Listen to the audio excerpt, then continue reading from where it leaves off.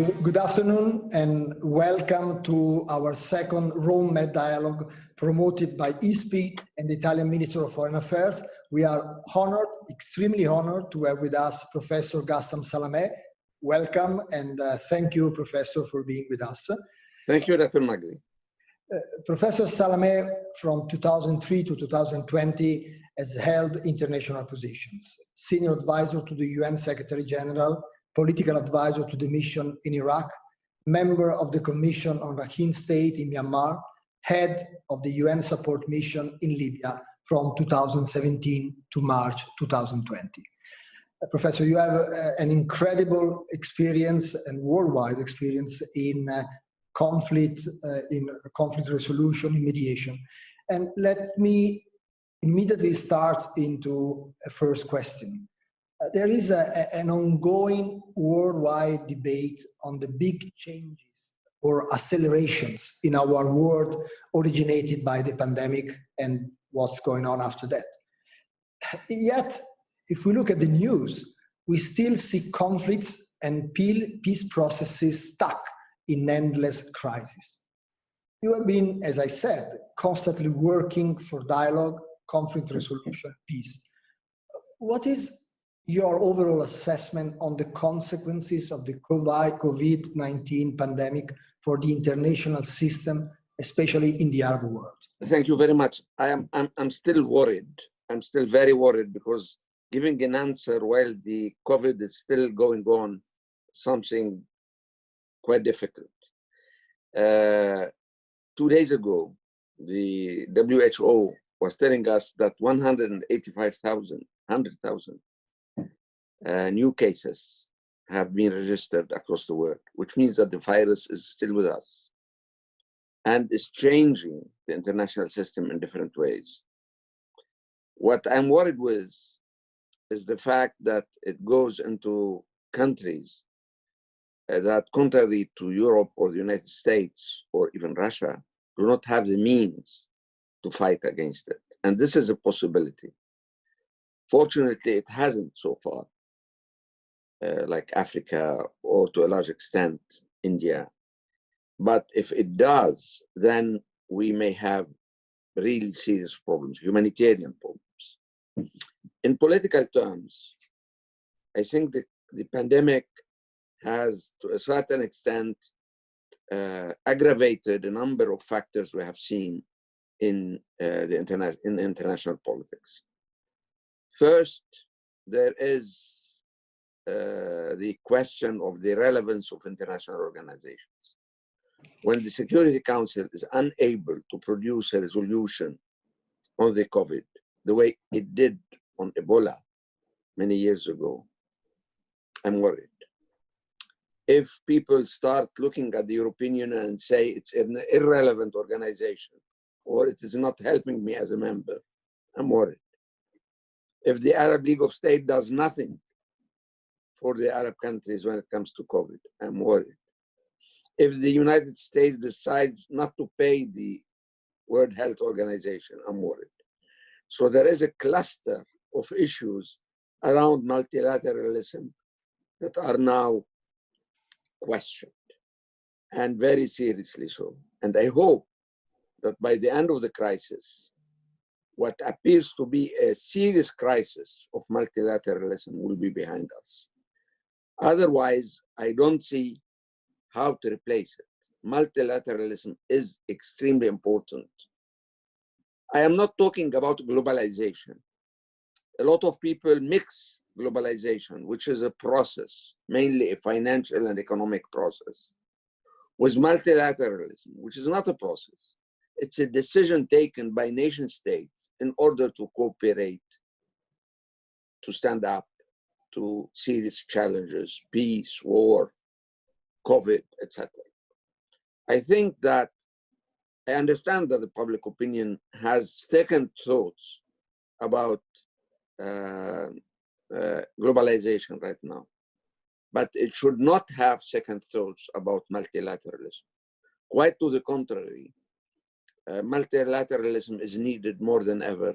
And this is the one item I am worried with right now. On this topic, Professor, you recently said that the pandemic has radicalized populist movements, and so we need a radicalization of multilateralism.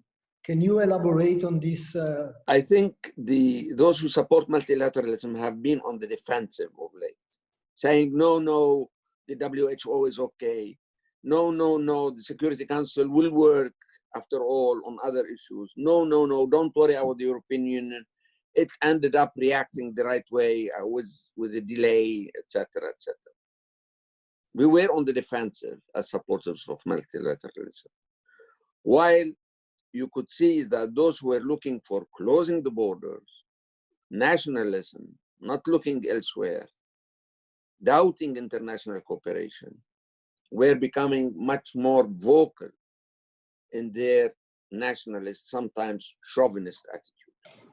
That's why I think we need, as supporters of multilateralism, something I am. I'm not sure everybody is supporting multilateralism. But if you support multilateralism, you need to come first with a deep faith in it, to express it, and to come with new ideas and probably new institutions. If the present institutions do not work the way they are needed or supposed to work, we could look for other institutions. But we cannot fight against a virus that crosses the borders locally. We cannot fight against climate change locally.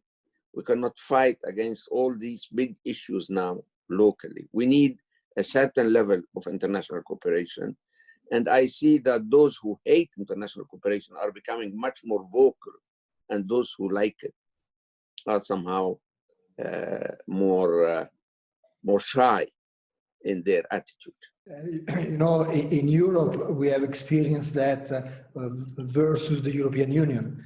Yes. Those who are, which is a form of multilateralism, regionalism, because those who are, who were and are against are extremely vocal, and their reply was very feeble and very shaky. Very shy.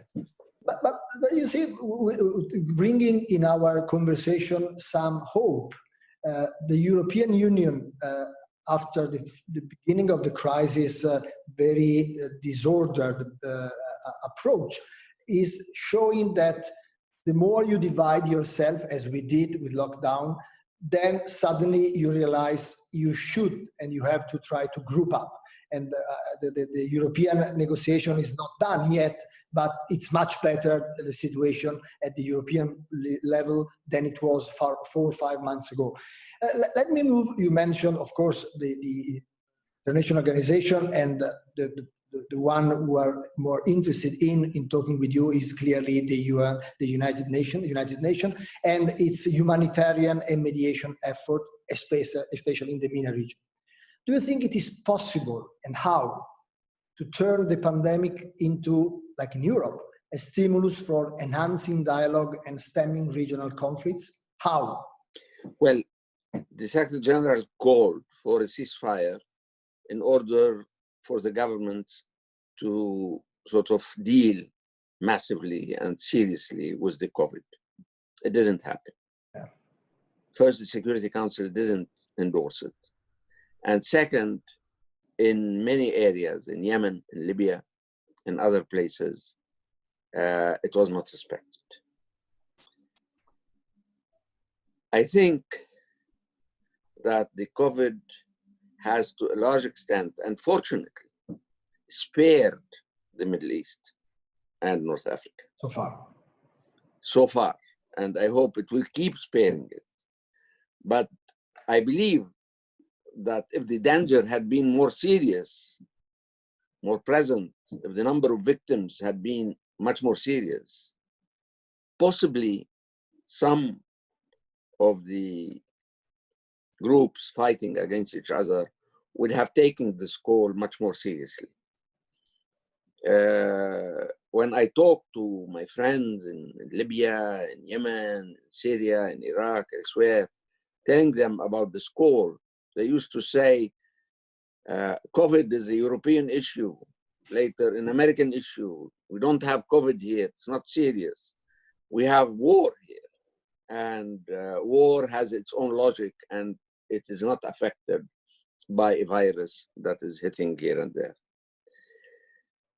I believe something else is now clear to us all. The military spending of medium powers has gone beyond recognition, up beyond recognition. And I think it's time that we ask ourselves the question, is the world going into less multilateralism, weaker alliances, more of a sort everybody defends himself and therefore needs even more weapons, etc.? Or is the world going into more multilateralism, more cooperation, a vaccine tomorrow that is given free of charge to everybody? I think we should ask ourselves this question.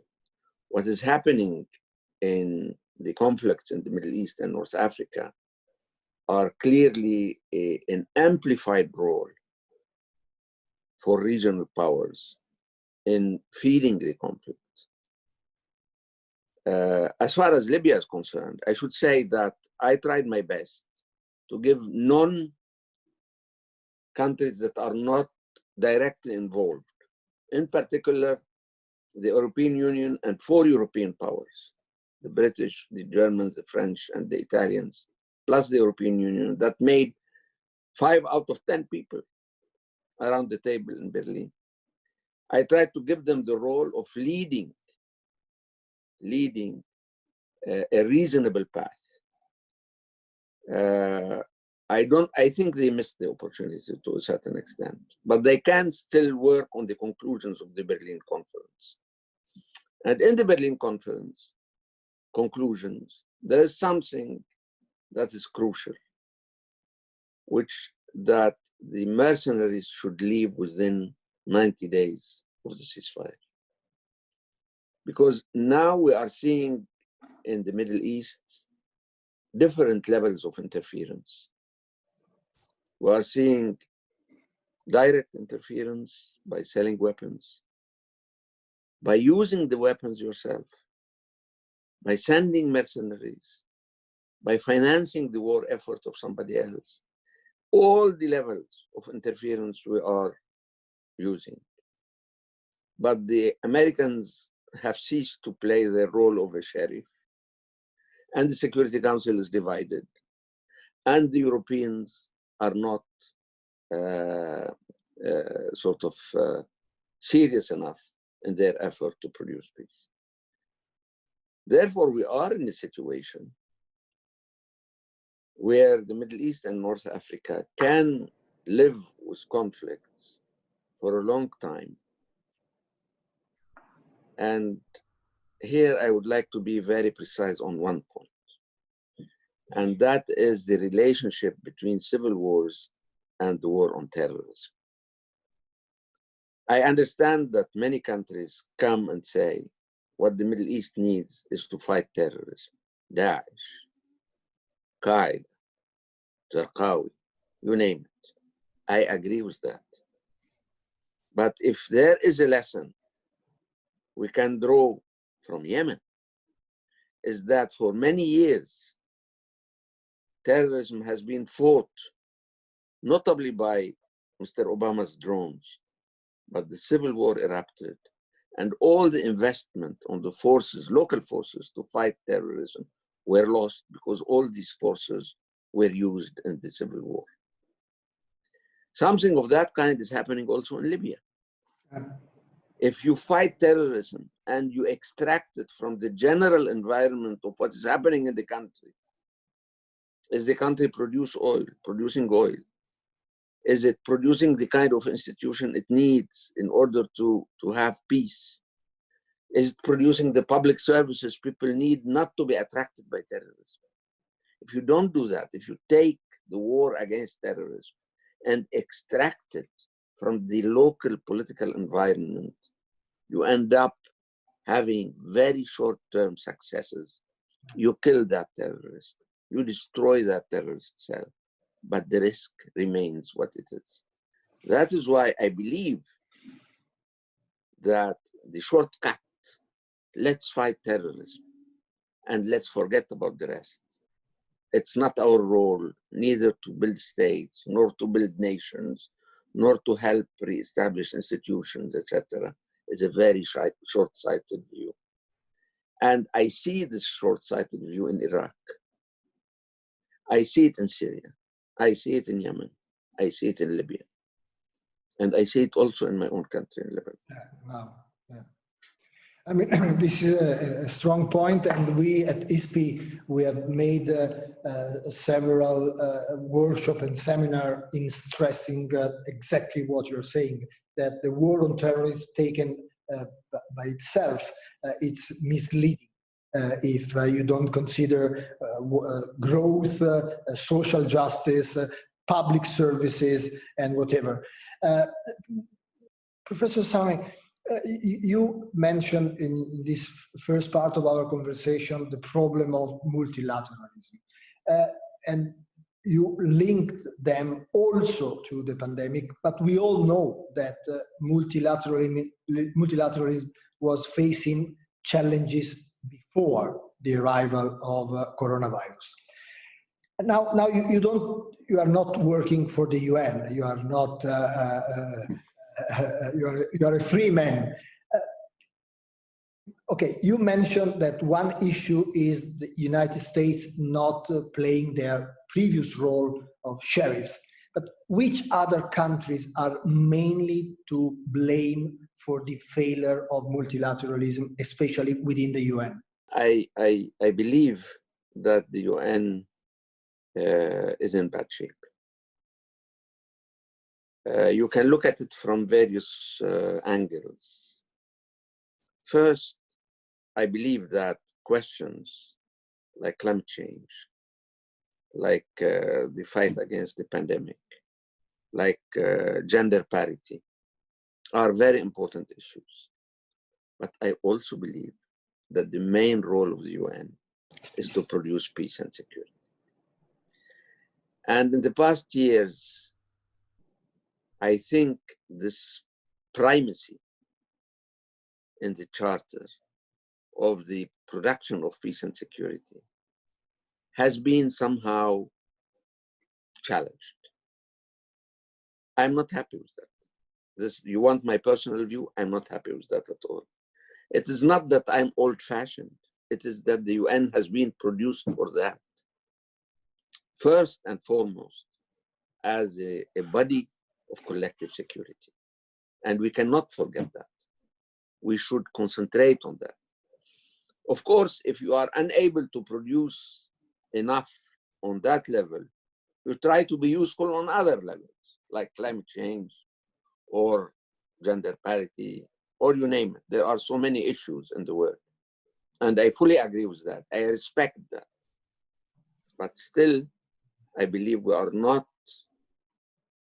During the Cold War, the Security Council was sort of blocked by the mutual veto. Nowadays, we are blocked by the disintegration of the idea of collective security. It's not there. It's not there in the Council. But I will add something else. Some people will not like what I'm going to say, but I have to say it. Please. I think we have gone in the 80s through an era of financial deregulation, what is called neoliberalism. It produced some effects, more investments, more transfer of money, etc. But it also produced a number of tragedies across the world. We are now going through a deregulation of force. Now, everybody who has the means to do something and the lack of constraints internally. In Italy, you cannot do whatever you want with your army because you have a constitution, you have a parliament, you have a budget. But there are countries who can go beyond all these constitutional and legal constraints and have the means to operate. And they operate, and there is nobody to tell them you can't do that. That's what I call the deregulation of force we are attending right now, we are witnessing right now. And that makes, let's face it, that makes democracies weaker. Yeah. Why don't we say it publicly? Because, not because democracy produces weak regimes, because democracies need multilateralism. They need that everybody has domestic or external constraints to put a limit to his behavior. If you don't have it internally, because you can play with constitution, or you can ignore your constitution, you can ignore your public opinion, you can ignore your parliament, and you do not have an external power, Security Council, or a concert of big powers, or whatever, to contain your behavior, then it's free for all. And I am worried about the deregulation of force today, the way I was worried 20 years ago with the deregulation of force. Professor, you didn't mention any country, but it was easy to get your reference to, considering the Middle East, to Russia, Turkey, and other. And on Syria, someone may say that this power in the Astana process somehow managed to stabilize the situation. We may not be happy on the way it has been stabilized, but so someone may object to what you're saying, that it's true, we are deregulating the use of power, the use of military force, the peace process from the UN to other actors, but they are somehow successful. How would you object? Look, what happened in Syria and what is happening to a certain extent in Libya as well, is that you have the plan B, which is those who interfere come to somehow an agreement on how not to allow things to go much worse. So, which is another way of looking at producing peace and security. You can produce peace and security by putting a rule, by having a mediator, by having non-engaged countries mediate among stakeholders. And you can have some kind of security by having those who interfere in the situation coming together and trying to find some limitation to their use of power and to their proxies' use of power. But this is plan B or plan C. I'm not against it, but it is not plan A. Why? Because if you look at Syria, first, it didn't produce the kind of peace and security in Idlib and elsewhere, because every day there is a new challenge to this Turkish-Russian understanding somehow. Either because the proxies do not listen to you, or because you tend to try to push your advantage. Second, and more importantly, this kind of production of peace contains the damage, but doesn't produce something positive. We don't have a new deal in Syria. We don't have an agreement in Syria. We don't have a new constitution in Syria. It's somewhere in the air. They agreed to have a constitution, but the day we'll see this constitution, probably my grandson will see it. I don't know. I mean, so I'm not against those who interfere coming together and trying to limit the damage, to contain the damage, to put red lines, like the attempt now by the Turks and the Russians to have some kind of a red line that runs from Sirte to Jufra in Libya. I'm not against, but this is a plan C or a plan D. A plan A is to bring the stakeholders in Syria or Libya or Yemen or Iraq together and to have them agree on something, on a way out that is acceptable to most of them, if not to all of them. Which is the role of a political solution versus a military external solution, which is something you have been working most of your life on, and also in some of the countries we mentioned. But what are the fundamental principles to build confidence among opposing sides and to get a shared result? And why, according to you, have failures and stalemates become so frequent in the MENA region? I think there are different reasons for that. The most important reason is what I call the deregulation of force. Nobody is telling anybody who wants to intervene anywhere, you go back home, don't do it. Nobody. Let's face it.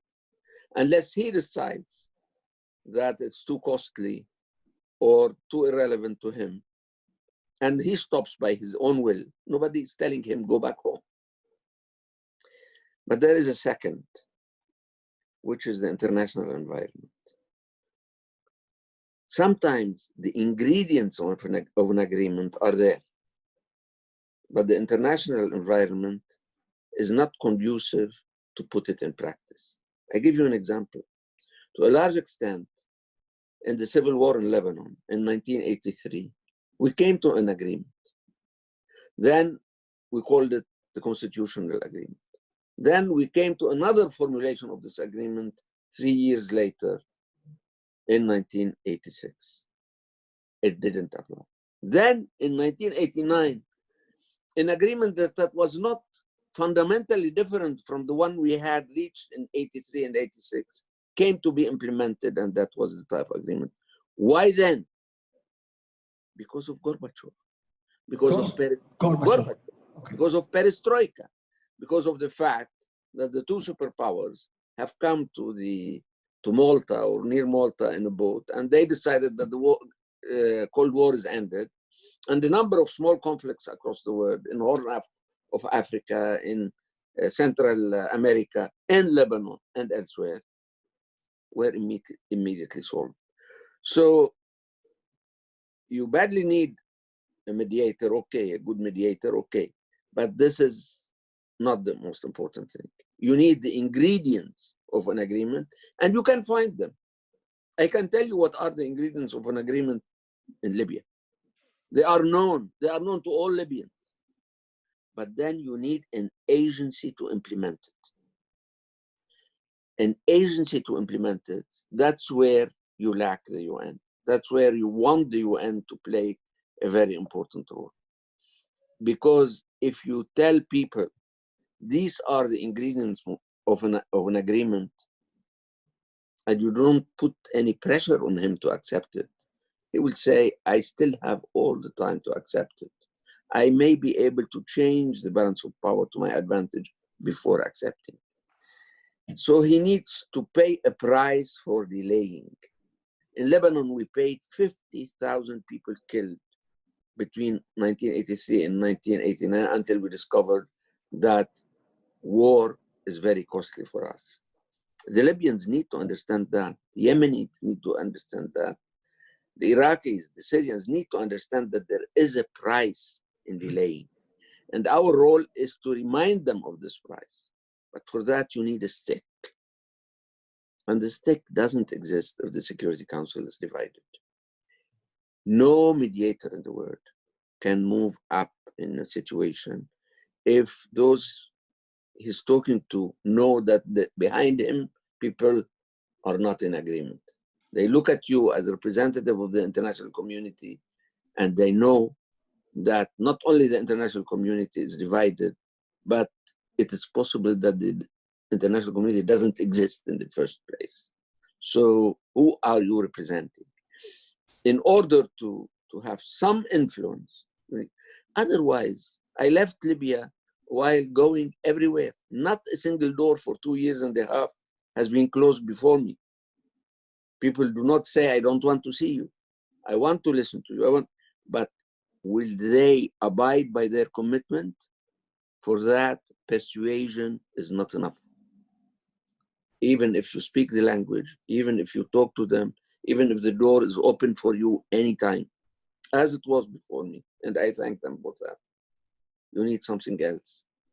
You need some kind of pressure, some kind of being able to tell them, if you do not listen to me and do what you need to do, there is a price to be paid. This I didn't have in Libya. I'll give you an example. So those who are listening to us understand how it works. During my stay in Libya, we had 3 oil crises. The so-called oil crescent crisis, the Sharara crisis, the oil crisis was in, the oil crescent was in 2018, Sharara 2019, and the closing of the wells by Mr. Haftar in 2020. Yeah. In 2018, 2019, the pressure on Iran was very heavy, and Venezuela was in very deep trouble. So everybody worried about the market, and the prices were very high. Everybody worried that the Libyan oil will be extracted from the market. Everybody wanted the market with as much oil as possible from outside Venezuela and Iran. So countries used to call me morning and night, hey, what are you doing? So I had, when I went to see the stakeholders in Libya, I could speak in the name of Mr. X, Mr. Y, who are the leaders of the world, who told me, you go and you solve this issue of the oil. In 2020, all the wells were closed. Hey, guys, but the oil barrel was at $30, and a lot of countries were interested in having less oil in the market than more oil, in order for the prices not to. So I was begging them, hey guys, this is the same like last year. No, it's not the same. The market's different now. So it tells you something about what I call the stick. If you go with all these countries, you can speak in their name and tell them, you open the wells. Because the Europeans, the Americans, the Russians, everybody wants you to open. Okay, that's one thing. If he knows that nobody is very eager to see the Libyan oil in the market again, he will listen politely to you. No, it's interesting because we had in different format Staffan de Mistura, Peterson, and now you, and you are all describing really the most impossible job in the world. I mean, being working for the UN in mediation and working as special representative in countries like Libya or Syria with this condition is really a very tough job. You clearly mentioned that the stick is also having behind you united, the big power united in willing something. But did you suffer more, too much of Russia or too less of America? Well, you suffer from great powers, but differently. All differently. Of course, the American concentration on the war against terror without equal attention to the other ingredients of each case in Syria and Lebanon, and Libya, elsewhere, is something that makes your life difficult. The fact that Russia supports one side very clearly, as it did in Syria, and to a large extent in Libya as well, also is a problem.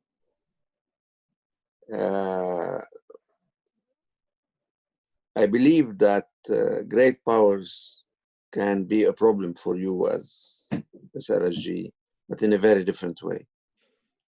As the Catholics would say about sin, they can sin by commission or they can sin by omission.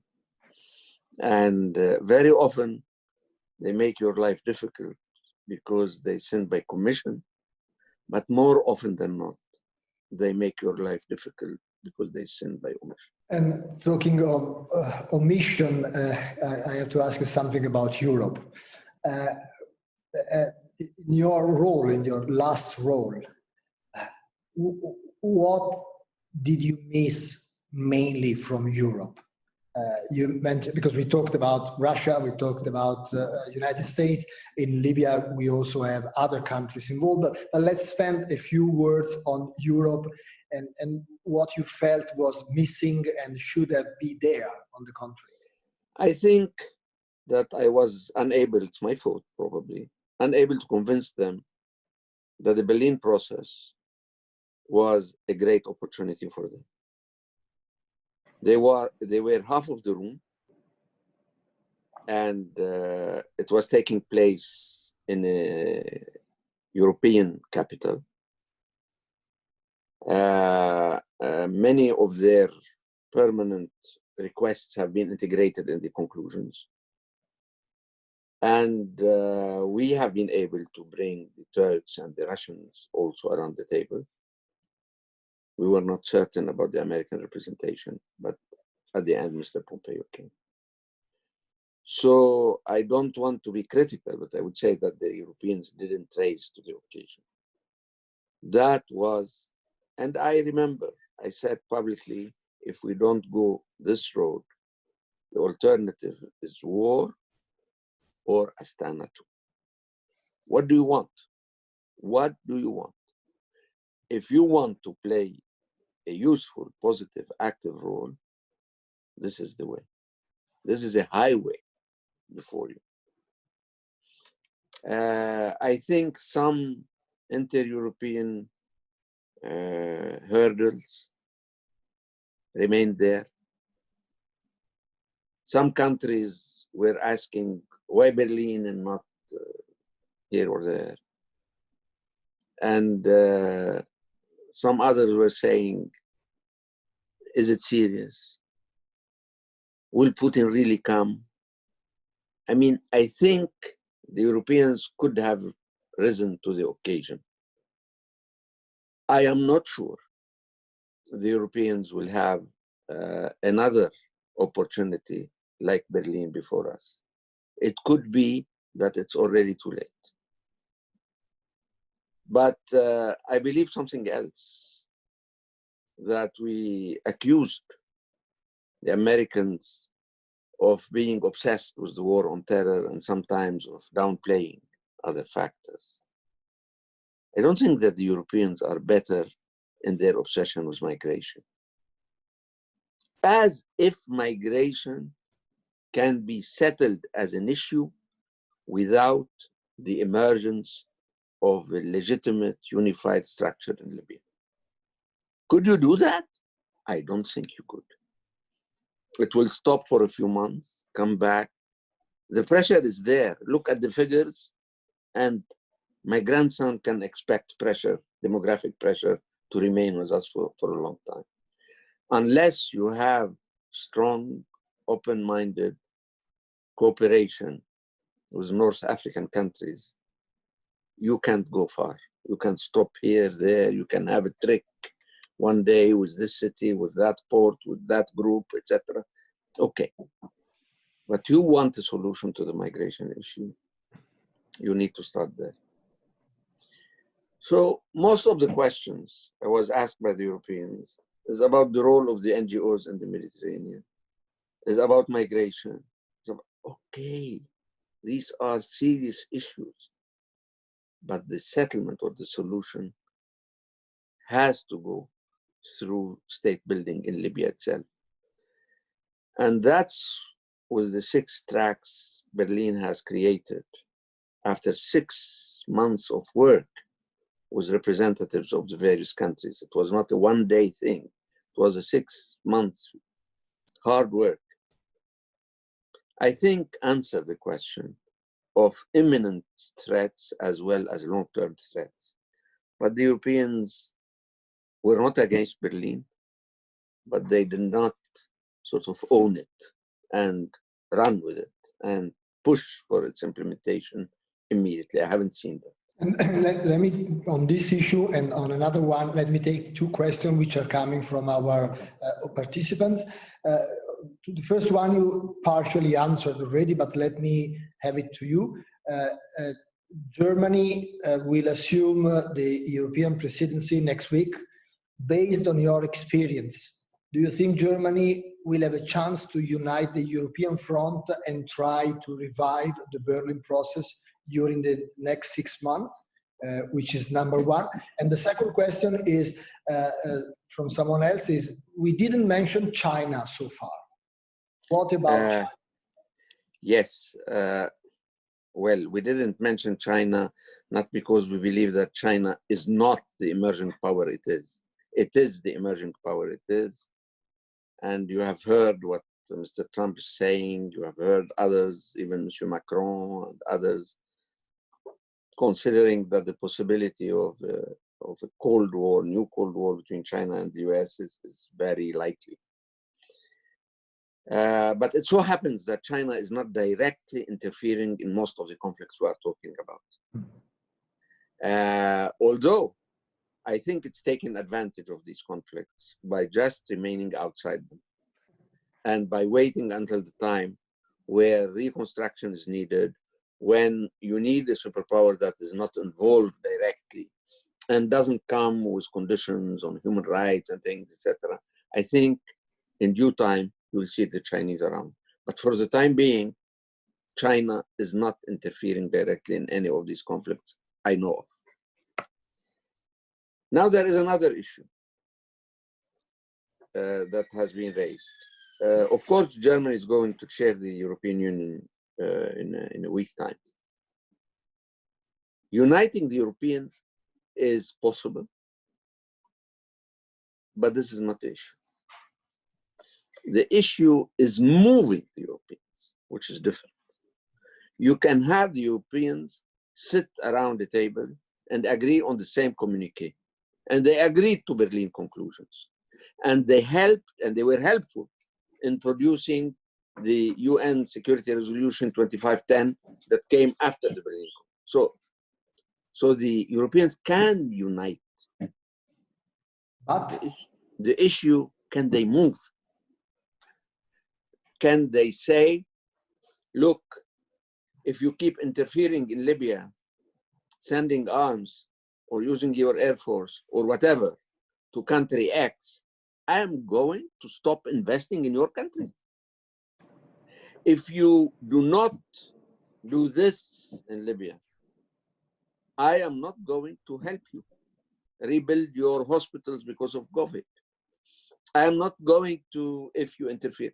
Nobody has put on the table something at stake. So why would you have an interfering country X, I'm not naming any country, refrain from interfering if you do not say there is a price for interference? Yeah, but the counter price would be Turkey saying, okay, if you don't reconstruct my hospital for coronavirus, I send 2 million migrants to Europe, which is the obsession, as you said. So in terms of Europe didn't put on the table anything, as far as I know, to any of those 8 or 9 countries interfering in Libya, because Turkey is not the only one. No, I'm just taking one example. There are a few countries interfering in Libya. And as far as I know, no stakes were put on the table. We are in an era of deregulation of force. If you do not show stakes, persuasion is not enough. I thank and congratulate, in fact, Madame Merkel for her role in bringing all these leaders together, in making the Berlin conclusions we have prepared for her acceptable to everybody, and in helping produce the resolution 2510.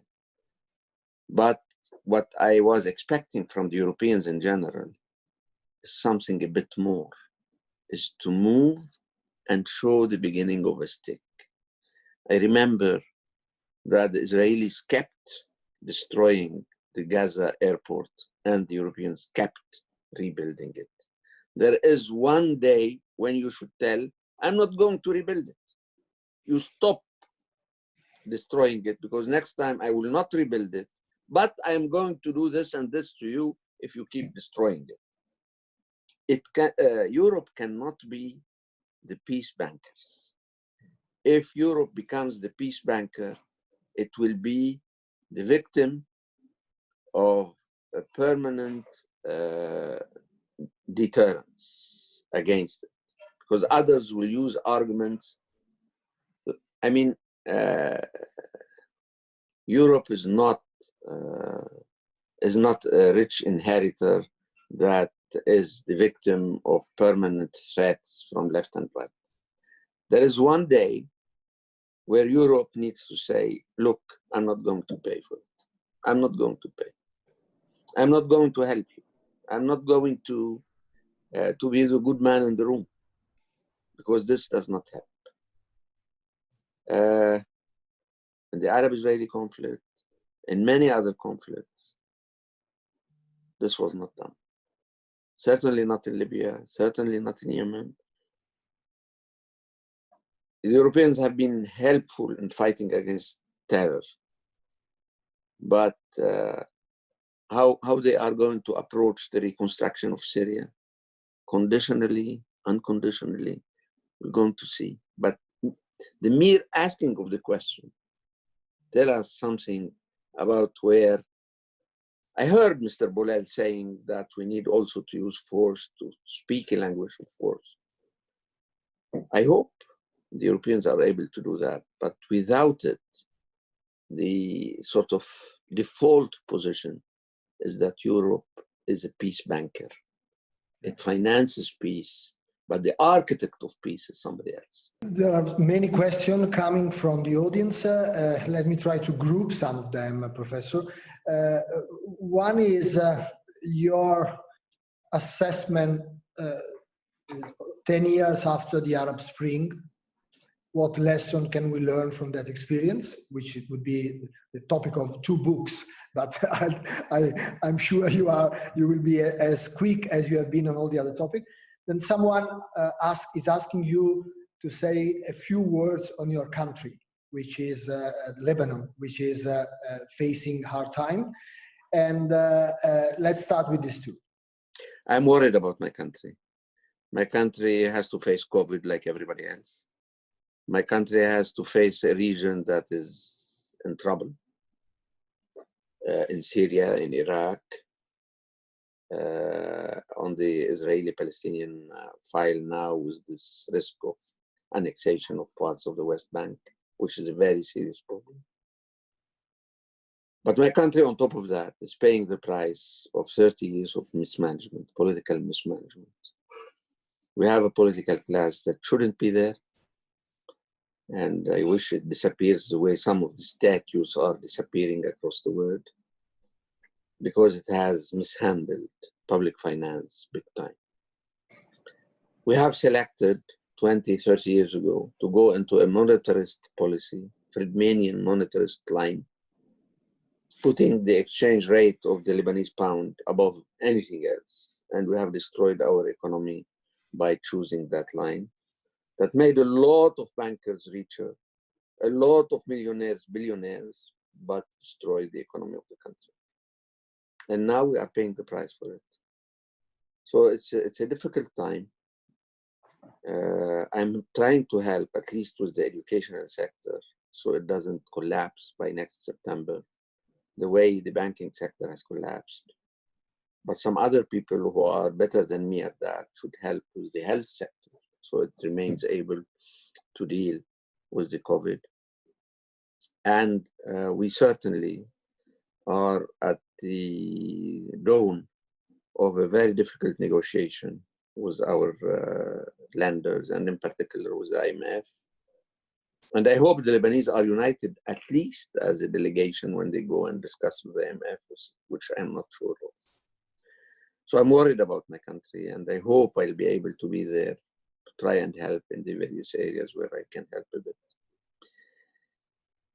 As far as the Arab Spring is concerned, this is an expression I have never used in my life, not because I am against all this turmoil that took place in the past 10 years, but in general, because I believe it's legitimate and rightful, and I'm all for it, for people to express themselves. I believe that we came at a moment where people were somehow fed up with the idea that there is a financial and economic opening that took place in the 90s of last century, but there is no similar political opening. So they started demonstrating, in fact, first against nepotism, which was very, very common across the region. And then somehow this movement of turmoil and protest was not able to produce its own leadership. Therefore, authoritarianism came by the kitchen door, saying it's the barracks or the mosque. What do you prefer, the barracks or the mosque? The whole idea was to find a third way.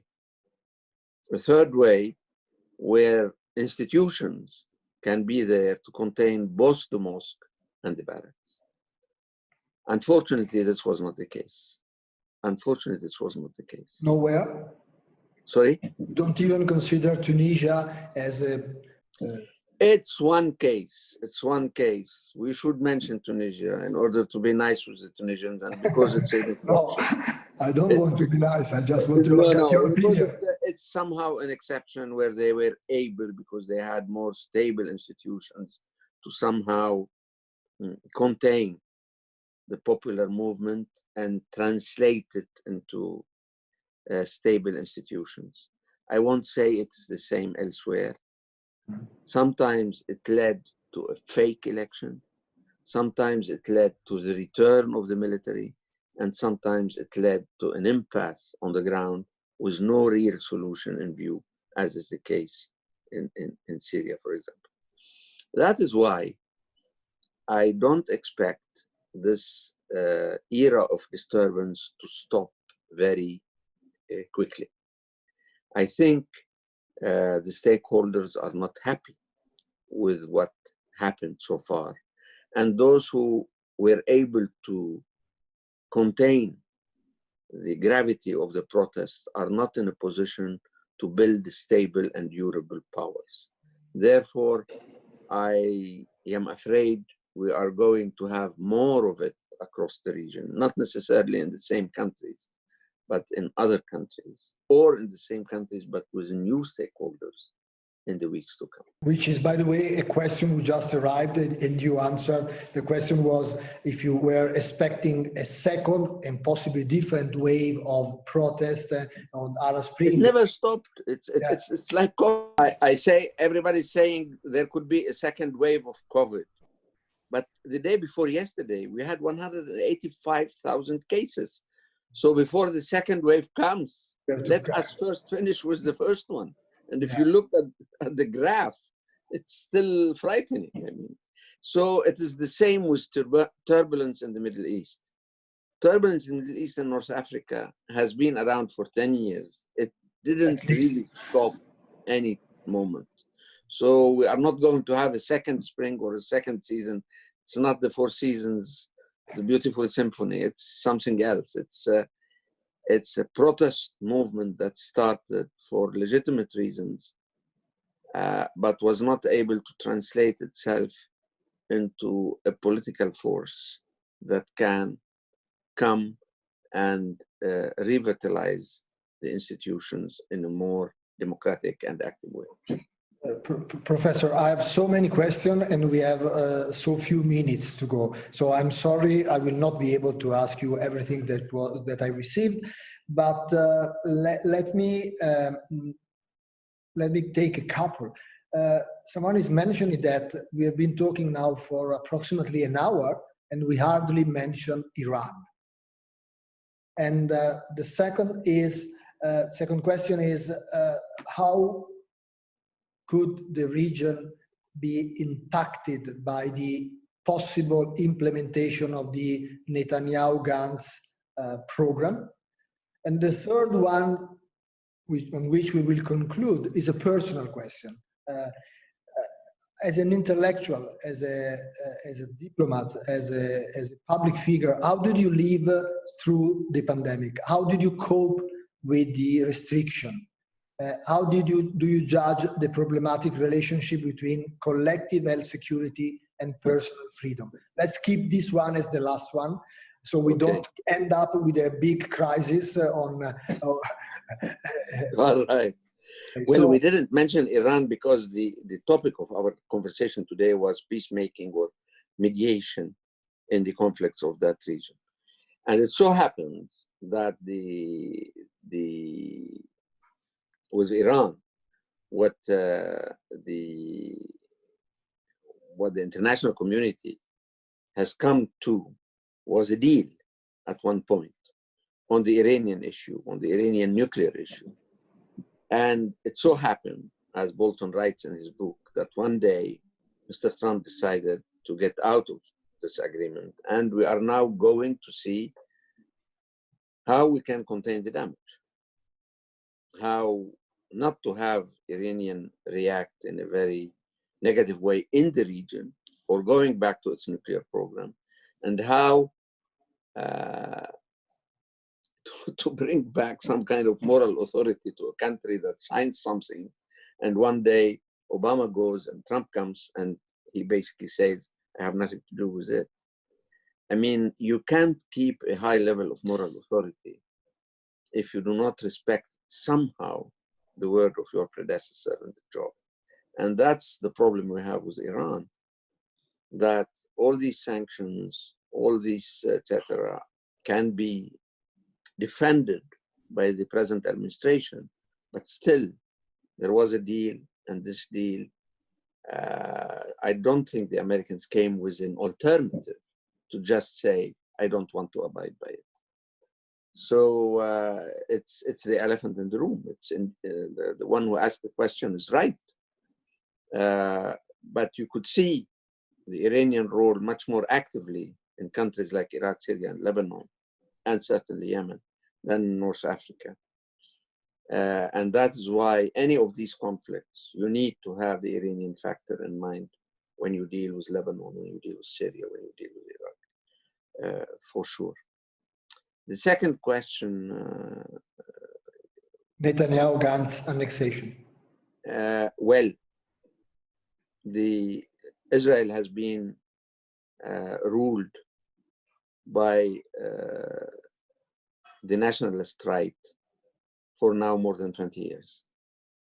And at every election, people discover that there is more right than the right, that it can go even more to the right, which means that there is in the Israeli electorate a sort of an attitude that is basically not antagonistic with more annexation and more settlement. But to believe for a second, that this will end this issue would be extremely naive. This issue will explode big way. And this Israeli greed, territorial greed, I think the Israelis are going to pay dearly for it, because it makes any possibility of sidelining the issue, which is their dream, impossible. And it could take more religious colors, but to think that this conflict will be behind us the day the Israelis will eat the whole of West Bank is just naive. This conflict is not a territorial issue. This is not a real estate, you and your neighbor. It's a very, very symbolic and highly mobilizing issue for every Muslim in Kuala Lumpur and Nigeria, for every Christian in Rome and wherever, and for every Jew everywhere. It's not a conflict between neighbors. Do you take the Armenian quarter of Jerusalem or etc.? This way of presenting the things does not take into consideration the explosive, symbolic and very emotional nature of this particular conflict.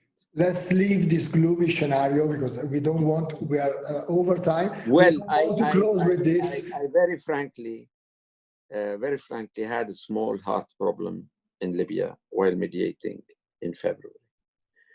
So I needed a small procedure in my arteries, and I decided to do it in one hospital in Paris. So I came to Paris to do it, and I was confined 3 hours later. So it is not my choice. It is so it came at a good moment in the sense that I went to my study where I'm talking to you. You see my books behind me. And there were so many books and magazines and journals who came to my address during the 2.5 years I was in Libya, that I was so happy to open New Yorkers from 2017, New York Review of Books from 218, books sent by my colleagues who wrote all these books and sent me with autograph I have never seen. Probably they were angry with me that I didn't send back, thank you for the book you sent. So I spent 3 months basically making up for the fact that I gave Libya 24 hours a day of my life for 2.5 years. But I missed important processes in the world I usually follow.